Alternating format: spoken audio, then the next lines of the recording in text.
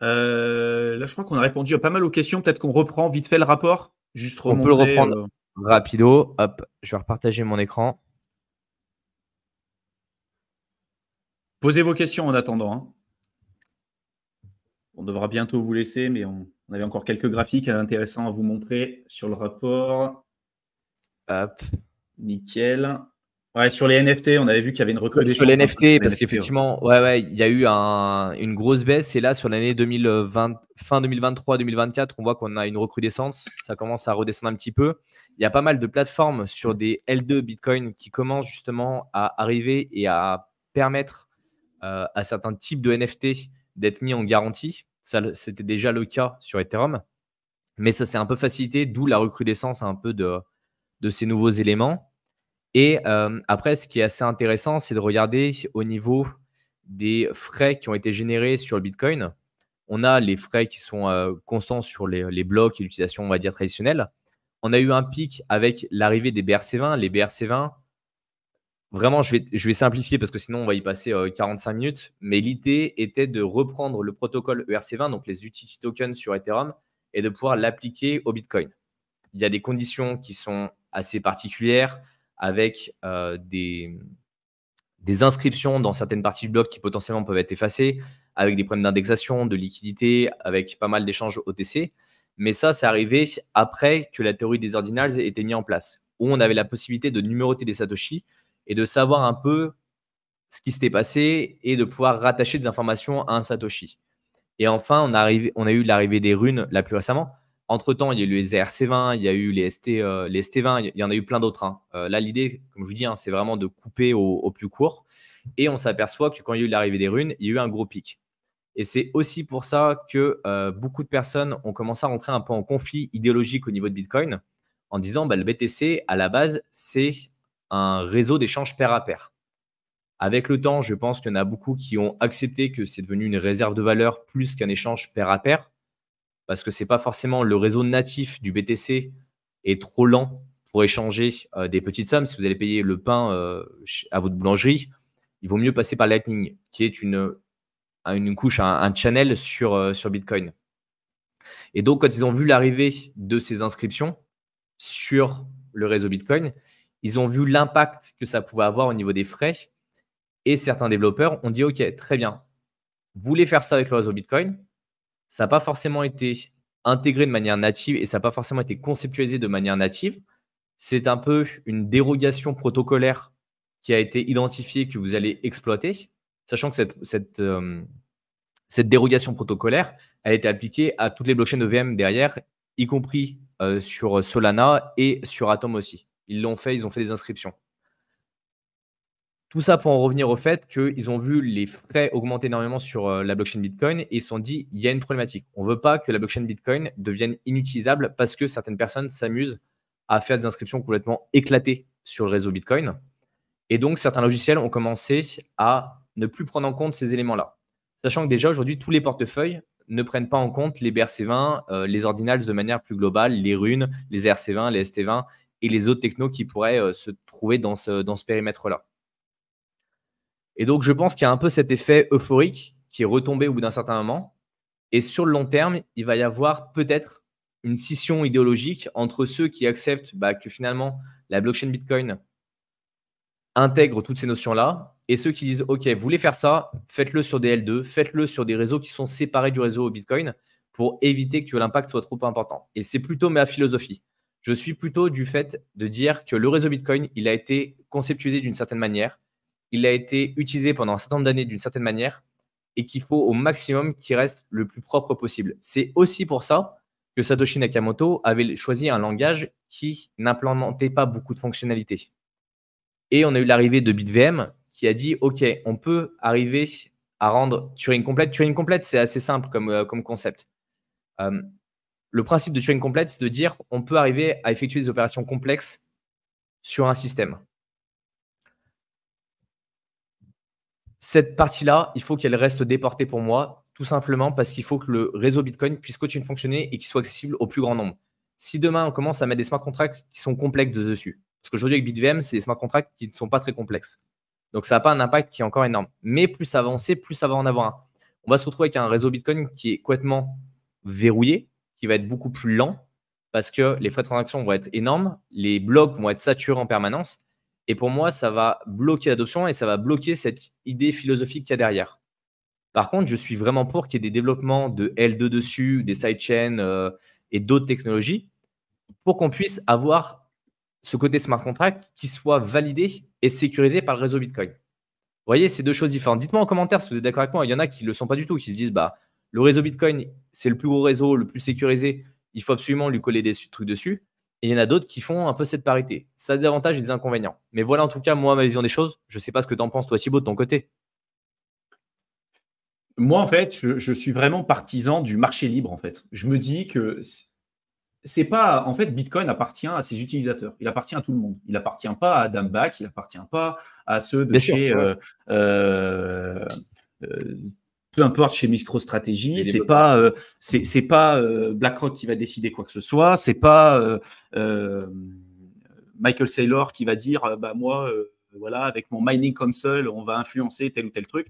Non, en fait, globalement, on est sur un marché libre. Et moi, c'est pour ça que j'aime bien aussi même le lancement des mêmes coins, même si globalement, il y a quand même énormément d'arnaques. Mais je me dis, il y a une demande. Ces personnes-là répondent à une demande. Alors, il y a beaucoup d'arnaques et ce qu'on veut, mais tu vois, on est sur un marché libre. Tu vois, on est sur un domaine capitaliste globalement où on va avoir des échanges de valeurs un peu à droite à gauche. Et moi, je me dis, s'il y a une demande, s'il y a un marché, qu'on puisse le tester, qu'on se rende compte si ça marche, si ça marche pas. Et au final, les gens décideront par eux-mêmes s'ils veulent y aller ou pas et s'ils y voient de la valeur ou pas. Parce mais c'est les développeurs qui décident. En fait, c'est un truc parti. Oui, mais si t'empêches, ce que je veux dire, c'est que si t'empêches les développeurs comme Max Keiser, par exemple, Max Keiser, c'est le Bitcoin maximaliste qui va te dire Bitcoin, c'est la réserve de valeur, il n'y a rien à mettre dessus, il n'y a même pas de Lightning, il n'y a rien, tu mets rien dessus. C'est clairement, tu fais que de la réserve de valeur. Alors, Max Keiser, qui a investi sur le Bitcoin en 2010, forcément, c'est pas du tout la même vision et le même état d'esprit que beaucoup de personnes qui investissent aujourd'hui ou même qui ont investi beaucoup plus tard que Max Keiser. Donc aujourd'hui, il a une possibilité même d'influencer un certain consensus auprès des gros acteurs dans le domaine Bitcoin. Par exemple, c'est lui qui s'est déplacé auprès de Nayib Bukele au Salvador pour essayer de lui expliquer comment faire du mining sur un volcan pour du Bitcoin. Donc, il a eu une influence importante, ce mec-là. D'ailleurs, je vous invite à regarder quand même 2-3 lives de ce mec. C'est intéressant. Vous voyez que c'est une personnalité très particulière, Max Keiser, qui a une très forte culture financière. Hein. Il a bossé dans la finance pendant plus de 45 ans quand même. Donc, c'est pas un gars qui est sorti de nulle part. Il a bossé à Wall Street. Voilà. C'est quand même quelqu'un de très calé là-dessus. Il avait fait plusieurs débats avec Peter Schiff aussi, qui sont très enflammés. Je vous invite à aller voir. C'est quand même assez drôle. Mais globalement, il y a ces personnes-là, voilà, des Bitcoin maxi, fondamentalistes, parce que moi, c'est du dogme, hein, c'est du dogmatisme. Parce que les gens ils vont te dire Bitcoin. Quand ils sont maxi, ceux qui sont Bitcoin maxi, en général, c'est le Bitcoin, tout le reste, c'est de la merde. Voilà, mais tu as cette chercher la philosophie, l'idéologie, se dire, OK, le développement, la technicité, les consensus, ils en ont rien à faire. Je suis pas dans cette idéologie-là. Hein. L'idée, c'était plutôt d'ouvrir la réflexion. Mais tu as cette idéologie-là, c'est-à-dire des personnes qui vont être Bitcoin maxi, mais qui restent quand même ouverts.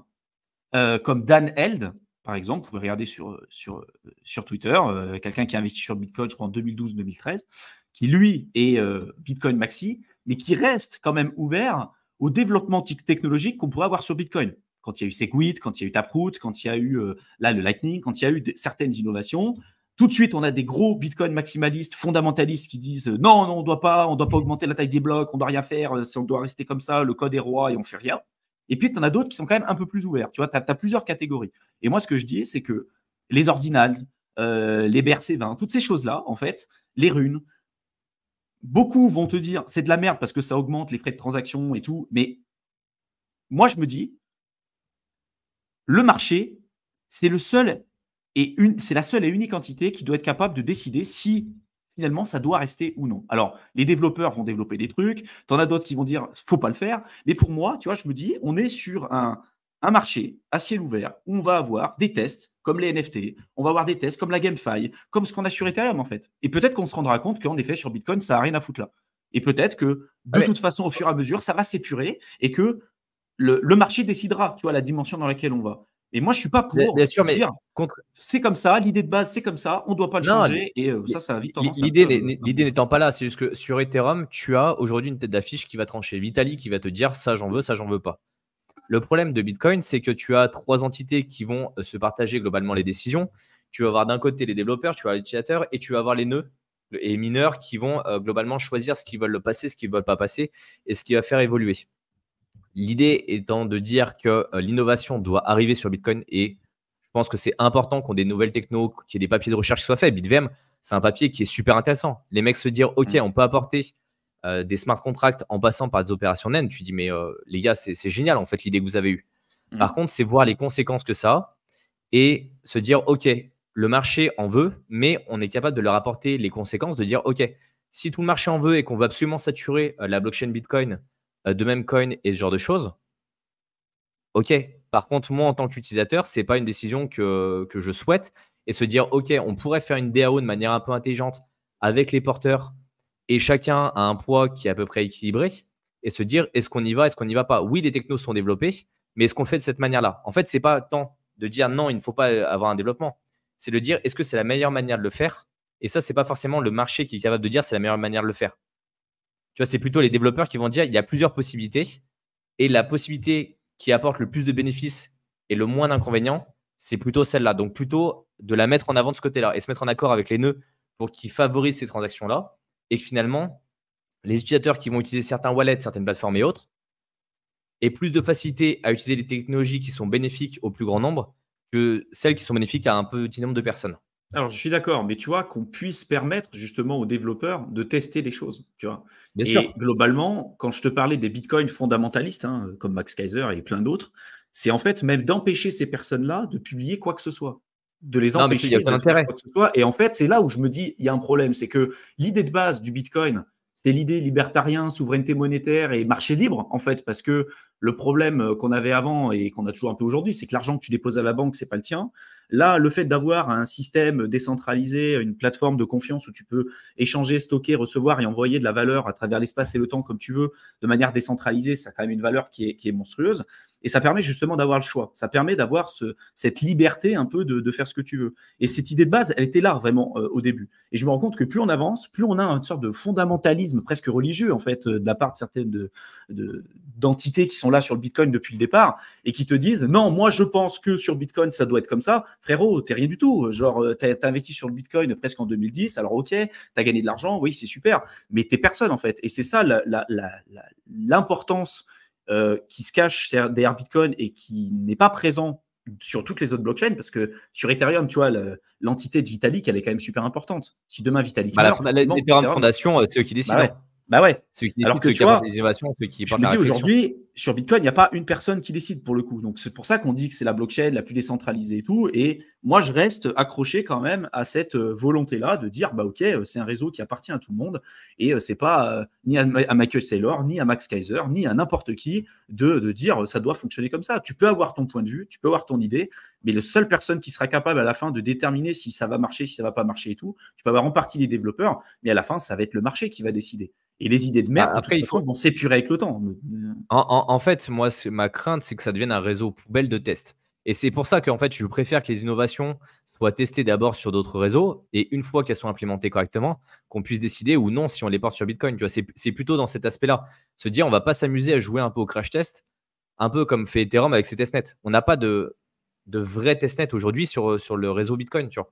On peut se dire, on peut se permettre d'aller justement tester les ordinals, les runes, les BRC20 et ce genre de choses. Et Ross, tu dis effectivement, les deux approches coexisteront. Pour l'instant, les mineurs, ils sont contents parce que les frais générés sont importants. Oui, mais c'est une des 3 entités. Les développeurs, ils ne sont pas tous d'accord. Les utilisateurs ne sont clairement pas tous d'accord non plus de ce côté-là. Donc oui, il y a un intérêt jusqu'au jour où ils vont passer un soft pour les logiciels de mining qui va squeezer en fait tout simplement ces parties de blocs et autres.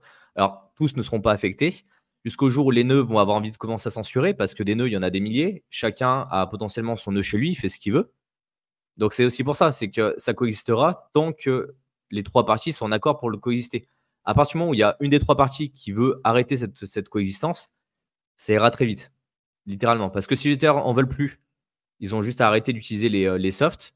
Si les nœuds en veulent plus, ils ont qu'à censurer les transactions. Si les développeurs en veulent plus, ils passent une mise à jour dans le soft et c'est fini.